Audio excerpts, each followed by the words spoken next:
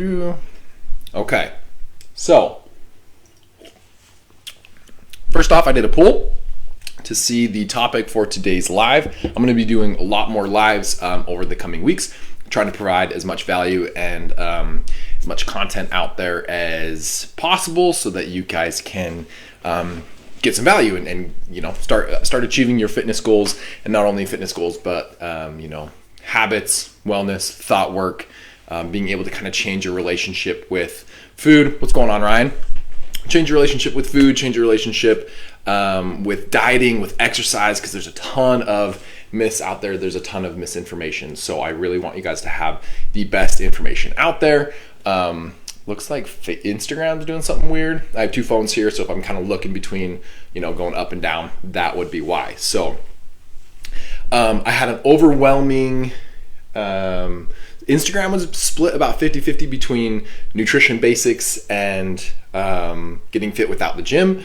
And Facebook, however, was overwhelmingly get fit without the gym as the topic of our conversation today. So that's what we're going to be talking about, how to get and or stay fit without going to the gym at all, or maybe just sporadically. So have a couple different topics that we want to cover today. I'm trying to make it quick so you guys can get the information and get on with your day, because I know that everybody's busy, but you want to learn and educate yourself on how to be healthier, happier, all around. So the first thing that we're going to focus on, especially if you're not going to the gym, is going to be your nutrition. So a couple things that we want to focus on are specifically around nutrition as we are trying to get or stay fit without going to the gym, because the gym isn't necessary, right? I've said this multiple times. You cannot out-train a bad diet. So if your diet is garbage, regardless of how often you're going to the gym, even if you're lifting 5 days a week and doing a ton of cardio,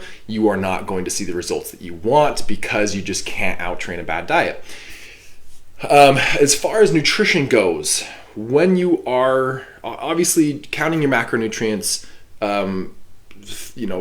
using MyFitnessPal or MyPlate or some of these tools that are really, really useful is the best way to see results in the quickest amount of time. Measuring everything, plugging it in, knowing, tracking your macros, tracking your protein, tracking everything.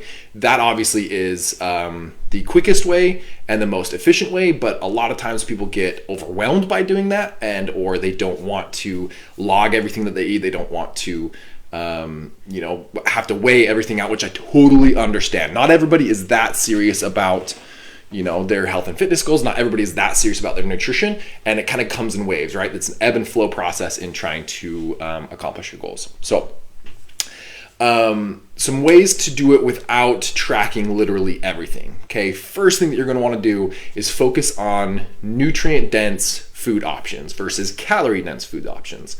So no food is inherently good or bad.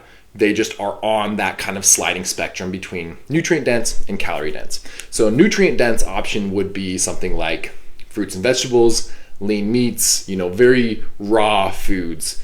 That would be nutrient dense, right? There's a lot of nutrients per calories or whatever you're going to get from them. Calorie dense would be your ice creams, would be your cocoa roux that I shared today. Those are going to be your calorie dense foods. They don't offer a ton in nutrients, but typically they taste good and they do have place within your diet, right? You just want to focus more on the nutrient dense options. You want to focus on foods that have like 1 to 2 ingredients, right? Versus if you look at some of these foods, even things that are labeled as healthy, some protein pancakes or protein bars or things like that, they're going to have a list of ingredients, and those aren't necessarily going to be the best options, because there's so many ingredients, and the closer to like the raw and to the ground that you can get, obviously is going to be the better.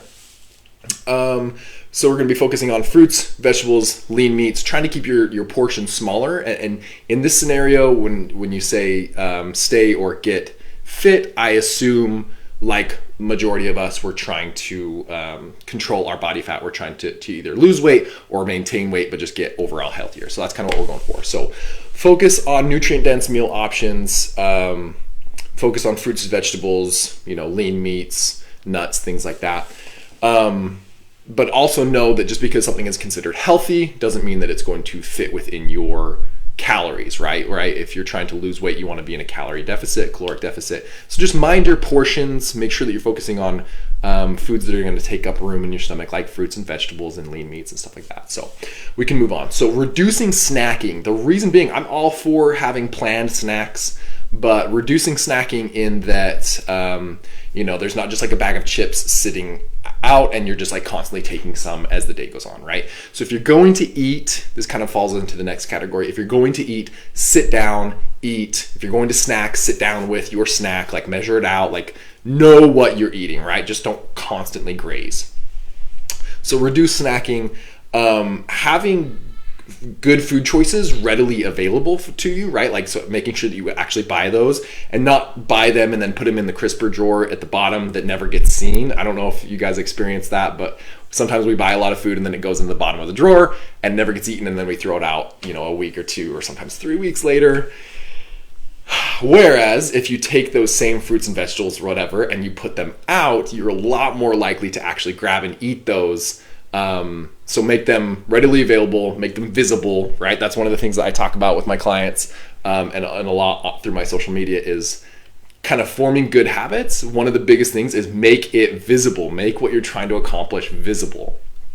So don't buy the food and put it, on the bottom shelf or put it in a place that you're not going to see it. Have it visible, have it out, have it readily available. So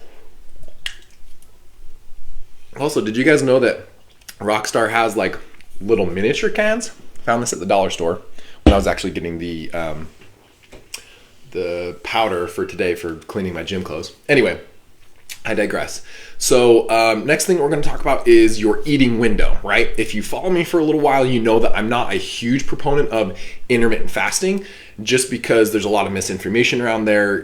People claim that it changes tons of stuff with your insulin and it does all these incredible things, when in reality, it just shortens your time of eating so that you can eat more food within a shorter period of time. So during that period of time, you feel fuller. There's nothing crazy with intermittent fasting. It's still just a calorie deficit. That's all it is. And so using some type of eating window can be beneficial. If you say, okay, I'm not going to eat until 10 a.m. and I'm going to stop eating at 7, that's great. It's nothing special or nothing awesome about that. The biggest thing is that you're just going to limit the time that you're eating, so you're going to be statistically eating less calories because you're not eating during those other windows, if that makes sense. So having some type of eating window or not eating past a certain time can be beneficial, can be a tool in your tool belt to stay fit or get you to your goals, but it's not the end all be all. We want to focus on proteins. Reason being is protein has the highest satiation rate. Protein makes you feel fuller for longer. Protein helps you rebuild muscle and has a lot of other things that it does within the body. So focusing on proteins, as well as it changes the digestion. So if you pair a protein with a carb, it's going to change the way that the carb is digested, and it's going to just kind of be better overall. So if you can, when you're eating carbs, pair it with a protein. So that ends the nutrition. So if you follow those guidelines, using smaller portions, making sure that you eat nutrient-dense meal options, focusing on protein, fruits, veggies, all those things, you're going to have a higher likelihood of achieving your goals. Second thing, when it comes to exercising, right, you have to get out and move to have a healthy life, right? If you just sit at a chair all day, you get muscular imbalances, we get crippling, we're just stuck in this position all day. It can be detrimental. So a couple things with this. Walking is king, right? So you can do, running's obviously good if you're stuck at home, you have no equipment. Running's great. If you can get some type of equipment, some type of resistance training, that's huge. Body weight movements, you can do a ton with your body weight squats, body weight lunges, jump squats, push-ups. If you get just like a simple pull-up bar, you can do assisted pull-ups. Like, there's so many things that you can do at home that you don't have to have a gym for. But if you get out and you walk every day, that is going to probably be the most beneficial thing for you, because it's low impact, it's consistent. The calories that you're using during that walk are going to be mostly stored body fat versus glycogen or carbs. Just can be really good for not only your physical well-being, but also your mental well-being when you go on a walk. Now, it's getting kind of cold, so obviously that's a little more difficult. So maybe doing the at-home workouts, you can find things on YouTube, that type of thing can be beneficial. Resistance train when you can. Walking is king. Hydration is a huge part, so make sure that you are staying hydrated. So biggest thing is having at least eight glasses of water, which comes out to roughly 64 ounces. Honestly, especially if you're in a desert climate, I would push that to at least 120 ounces of water, just because the more hydrated you are, better cognitive function. There's so many benefits of being hydrated, and most people are dehydrated. So make sure that you're drinking water, as well as water takes up room in your stomach. So if you are hungry and you're trying to be in a calorie deficit, you're trying to eat less, just drink more water throughout the day. As well as, like, maybe if you think that you're hungry, drink a ton of water, and then that hunger might go away. Maybe you're actually dehydrated. Maybe you're actually thirsty. So make sure that you're drinking enough water. Then this is kind of in an others category. Make sure that you're taking some type of multivitamin with, even if you're eating really nutrient dense foods, just the way that our food is processed and everything nowadays. Sometimes it lacks different vitamins and minerals. So taking a multivitamin, it's super cheap. Yes, you don't need it, and you might be peeing out a lot of those vitamins and minerals because you're getting enough, but it doesn't hurt because multivitamins are so cheap. Just make sure that you get a capsule one and that it's not like a hard pill. Getting out and getting as much sunshine as possible is huge, not only for your physical well-being, but also for your mental well-being.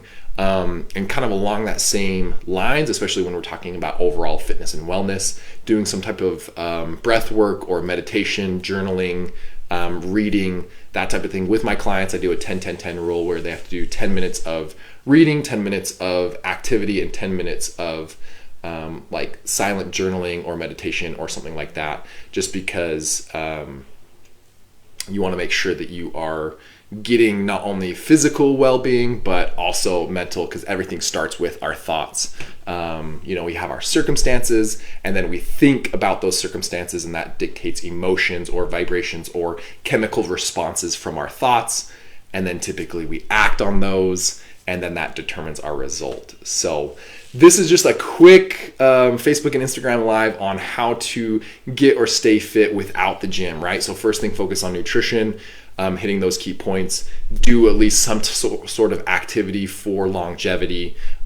Stretching, yoga, walks, whatever is huge, especially because we spend so much time sitting. Make sure you're drinking enough water, and then you're taking care of yourself mentally as well. I actually do have a guide. It's called my Ultimate Guide. That it should be in the links of both my Facebook and my Instagram. You can actually go and download it for free. It has a ton of incredible information, not only about nutrition, but about workouts, strength training, hydration, how to calculate your macronutrients. There's so much different stuff in there. It really is incredible. I think it's over 50 pages of just sheer value and information, not the fluff, right? There's no fluff within that Ultimate Guide. So go ahead and check that out. And then if you guys have any questions, as always, leave them in the comment section below. If you're watching this live, go ahead and do #live. If you're watching it replay, do #replay in the comments. Just helps to get more people going, and then I know that people actually care and are watching. So if you've listened to this far, go and check out my guide, as well as comment #replay, and I will check you guys in the next one. Have a great day.